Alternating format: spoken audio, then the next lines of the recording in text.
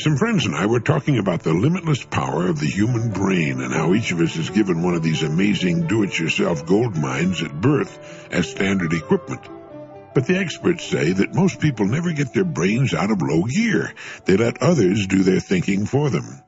It's said that man's brain has 4 powers. 1, the power to absorb information and knowledge. We do this by using our 5 senses.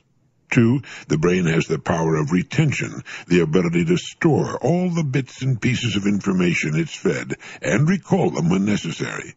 3, the power of making judgments, using logic and coming to intelligent conclusions or decisions. And 4, the brain displays the power of imagination, the ability to think creatively. Put another way, we have 4 switches in our minds. Turn on switch number 1, and we gather information. Switch number 2 snaps on our retentive powers. Number 3 clicks on our judgment. And number 4 is the switch called imagination, the creative power to take various known factors and put them all together into a new or better form. This last one, while it's probably the most important and rewarding, unfortunately rusts out in the majority of people, and usually at a fairly early age. When we were children, we used the imagination switch all the time. The world of the small child is a world filled with the wonders and joy of his fertile and active imagination. But as we grow older, we're seldom encouraged to use the imaginative powers we spent our childhood cultivating.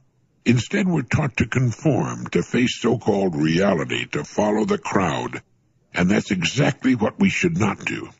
Our ideas are often met with sneers, sarcastic laughter, or comments such as, "That's a crazy idea," or "It won't work," or "It's never been done that way before."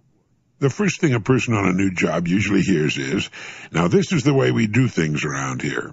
He's seldom told, "But if you can find a new and better way, tell us about it." Usually, creativity is stifled. So here are some tips for generating creativity. 1, recognize that ideas can come from anyone, anywhere, at any time. 2, ideas, particularly in their early stages of development, demand care and attention. Write down all your ideas. Keep an idea file. 3, ideas need encouragement. Treat your ideas and the ideas of others with extreme care.